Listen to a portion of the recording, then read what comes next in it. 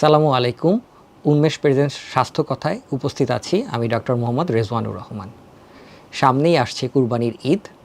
ঈদ মানে আনন্দ, ত্যাগ এবং পরিবারের সকলের সঙ্গে বিশেষ সময় কাটানোর দিন। তবে এই আনন্দের মাঝেও আমরা যদি স্বাস্থ্য সচেতন না থাকি তবে অনাকাঙ্ক্ষিত দুর্ঘটনা অথবা শারীরিক সমস্যায় ভুগতে পারি।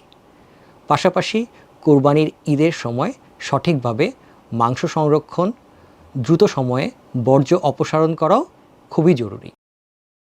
আজকের এই ভিডিওতে আমরা আলোচনা করব কুরবানির ঈদের সময় কিভাবে আমরা স্বাস্থ্যকর খাদ্য অভ্যাস মেনে চলতে পারি, কি সতর্কতা অবলম্বন করব, আমাদের প্রিয় শিক্ষার্থীরা এই ঈদের সময় কোন রুটিন ফলো করে চলবে এবং অসুস্থ হলে কি চিকিৎসা গ্রহণ করবে। প্রথমেই আমরা আলোচনা করব কোরবানির সময় প্রথম যে দুর্ঘটনা ঘটে সেটা হচ্ছে ধারালো ছুরির আঘাতে অনেকেই ইনজুর্ড হয়ে যায়। এক্ষেত্রে বয়স্ক এবং ছোটদের অধিকতর সাবধানতা অবলম্বন করা উচিত, কেননা আমরা হাসপাতালে প্রায় ইমার্জেন্সি ডিপার্টমেন্টে এ ধরনের ধারালো ছুরির আঘাতে ইনজুর্ড হয়ে অনেককেই আসতে দেখি। তাই আমাদের অবশ্যই সাবধানতা অবলম্বন করতে হবে। এরপরে আমরা যেটা নিয়ে আলোচনা করতে যাই সেটা হচ্ছে কুরবানির পরে চারপাশে পরিবেশ দূষণ ঘটে এবং দুর্গন্ধ ছড়িয়ে পড়ে। তাই আমরা দ্রুততম সময়ের মাধ্যমে বর্জ্য অপসারণের ক্ষেত্রে মনোযোগী হব। সাধারণত সিটি কর্পোরেশন ঘোষিত নিয়ম মেনে আমরা কুরবানি করার চেষ্টা করব এবং যেই কালো ব্যাগ সরবরাহ করা হয় এটার মাধ্যমে আমরা বর্জ্য অপসারণ করব। এর পাশাপাশি আমরা ব্লিচিং পাউডার দিয়ে আমাদের বাসার আশেপাশের রাস্তা অথবা বাড়ির সামনের জায়গাটুকুকে পরিষ্কার করে ফেলব। এতে করে পরিবেশ দূষণ আমরা প্রতিরোধ করতে পারবো। কুরবানির ঈদের পরে আমাদের সকলের পছন্দ হচ্ছে গরুর মাংস অথবা খাসির মাংস খাওয়া, কিন্তু এই যে রেড মিট, এই রেড মিটের কিন্তু অনেক অনেক বেশি ক্ষতিকারক দিক রয়েছে, অনেক বেশি স্বাস্থ্য ঝুঁকি। রেড মিটের কারণে দেখা যায় যত ধরনের নন কমিউনিকেবল ডিজিজ আছে এগুলো সব রেড মিটের কারণে হয়, যেমন উচ্চ রক্তচাপ বা hypertension, high cholesterol level, diabetes, এছাড়াও ফ্যাটি লিভার ডিজিজ, পিত্তথলির পাথর। তাছাড়াও অতিরিক্ত খাওয়া দাওয়ার জন্য আমাদের প্রথম যে সমস্যাটা হয় সেটা হচ্ছে বদহজম বা অনেকের ক্ষেত্রে পেপটিক আলসার ডিজিজ সেটা বেড়ে যায়। তো এছাড়া আরেকটা যেটা হয় সেটা হচ্ছে ডায়রিয়া। অনেক সময় ডায়রিয়ার প্রকোপও কিন্তু বেড়ে যায়। আমরা হাসপাতালে ঈদের পরে অনেক সময় ডিউটি করতে যেয়ে দেখি সেটা হচ্ছে ফুড পয়জনিং বা ডায়রিয়া নিয়েও অনেক রুগী বা অনেকে অসুস্থ হয়ে হাসপাতালে ভর্তি পর্যন্ত হতে হয়। সেক্ষেত্রে আমাদের সবথেকে গুরুত্বপূর্ণ সেটা হচ্ছে আমাদের স্বাস্থ্যকর খাদ্য অভ্যাস কিন্তু মেনে চলার ব্যবস্থা করতে হবে। মহিলাদের ক্ষেত্রে 1800 থেকে 2200 kilo calorie daily calorie requirement থাকে, আর পুরুষদের ক্ষেত্রে এটা কতটুকু থাকে, এটা 2200 থেকে 2800 কিলো ক্যালোরি পর্যন্ত ডেইলি ক্যালোরি রিকোয়ারমেন্ট থাকে। আর স্টুডেন্ট অবস্থায় যেহেতু সবার পরিশ্রম একটু বেশি পড়ে, সেক্ষেত্রে স্টুডেন্টদের ক্ষেত্রেও এটা প্রায় 1800 থেকে 2800 পর্যন্ত কিলো ক্যালোরি দৈনিক চাহিদা থাকে।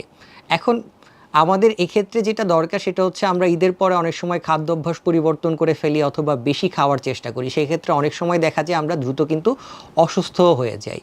তো আমাদের এই খাদ্যাভ্যাসটা মেনে চলা খুবই খুবই জরুরি, কেননা রেড মিটের পরিমাণ যত বেশি হবে তত রোগবালাই বাড়ার সম্ভাবনা অনেক বেশি থাকবে। রেড মিট অর্থাৎ এই যে গরুর মাংস, এগুলো থেকে কিন্তু পরবর্তীতে কোলন ক্যান্সারের সম্ভাবনা অনেক বেশি পরিমাণে বেড়ে যায়। তাই আমাদের যেটা করতে হবে সেটা হচ্ছে সুষম খাদ্য গ্রহণ করতে হবে। তাহলে সুষম খাদ্যের ক্ষেত্রে দেখা যায় যে প্রতিদিন যে দৈনিক চাহিদা তার 50 থেকে 60% অবশ্যই আসা উচিত শর্করা জাতীয় খাবার থেকে। 20%-এর মতো অর্থাৎ 15 থেকে 20 ভাগের মতো আসা উচিত আমিষ থেকে, আর বাকি অংশটুকু ফ্যাট বা চর্বি জাতীয় অংশ থেকে আসা উচিত। তাহলে ডেইলি রিকোয়ারমেন্টে কিন্তু আমাদের প্রোটিন বা আমিষের চাহিদা খুবই অল্প, অর্থাৎ 15 থেকে 20%-এর মতো থাকবে। তাহলে এতটুকু চাহিদা পূরণ করার জন্য অপ্রয়োজনীয় প্রোটিন গ্রহণ করে আমাদের কোনো একটা উপকার কিন্তু খুব একটা হবে না। তার কারণ সেটা হচ্ছে এই প্রোটিন জাতীয় খাবার আমরা যেটা গ্রহণ করব এটা কিন্তু বডিতে কোনোভাবে স্টোর থাকবে না।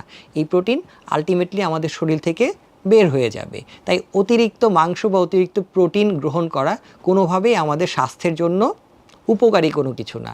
তার পাশাপাশি এটা আমাদের রক্তের কোলেস্টেরলের মাত্রা যেহেতু বাড়িয়ে দেয়, সেক্ষেত্রে যে সমস্যাগুলো হয় সেটা হচ্ছে হৃদরোগের ঝুঁকি কিন্তু অনেক বেড়ে যায়।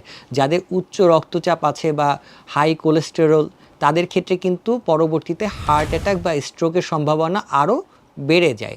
তাই আমাদের অবশ্যই সচেতন হতে হবে, স্বাস্থ্যকর খাদ্য অভ্যাস মেনে চলতে হবে।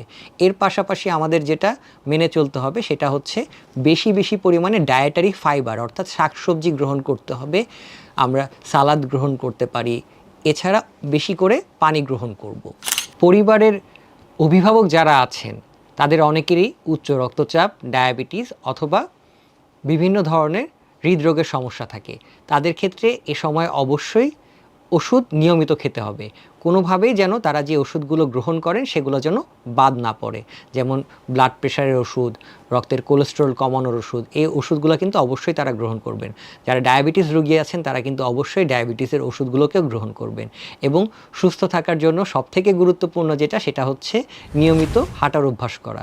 বলা হয় প্রতিদিন যদি 30 মিনিট করে হাঁটার অভ্যাস করা হয় অথবা সপ্তাহে 150 মিনিটের মতো হাঁটার অভ্যাস করা হয়, সেক্ষেত্রে উচ্চ রক্তচাপ, ডায়াবেটিস অথবা যে ফ্যাটি লিভার ডিজিজ আছে এগুলো সবগুলোই কিন্তু নিয়ন্ত্রণে থাকা খুবই সম্ভব। এমনকি আমরা বেশিরভাগ ক্ষেত্রেই ইদানিং যেটা দেখি সেটা হচ্ছে সকলেরই ফ্যাটি লিভার থাকে। তো ফ্যাটি লিভারের ক্ষেত্রে প্রতিদিন 30 মিনিট হাঁটা কিন্তু অত্যন্ত উপকারী। এটাই এটার প্রধান চিকিৎসাও। কেননা আপনাকে অবশ্যই কি করতে হবে, আপনার যে বডি ওয়েট বা ওজন আছে সেটাকে কমানোর ব্যবস্থা করতে হবে 5 থেকে 7% পর্যন্ত। এর পাশাপাশি আমাদের যারা স্টুডেন্ট আছো তাদের ক্ষেত্রে এ সময় তোমাদের অবশ্যই পড়ার রুটিনটুকু খুব ভালো করে মেনে চলতে হবে। তোমরা ঈদ অবশ্যই পালন করবে, কিন্তু কোনোভাবেই যেন তোমাদের পড়াশোনার রুটিনে ব্যাঘাত না ঘটে। তোমাদেরকে তার পাশাপাশি খাদ্য গ্রহণের ব্যাপারে অবশ্যই কি থাকতে হবে, খুবই সচেতন থাকতে হবে। বাহিরের ফাস্টফুড খাবার ব্যাপারে অথবা জাঙ্ক ফুড খাবার ব্যাপারে অবশ্যই সচেতনতা অবলম্বন করতে হবে। তার পাশাপাশি বিশুদ্ধ পানি গ্রহণ করতে কিন্তু ভুল করা যাবে না। তার কারণ যদি দূষিত পানি পান করা হয় সেক্ষেত্রে অনেক সময় তোমার বদহজম অথবা ফুড পয়জনিং হয়ে যেতে পারে।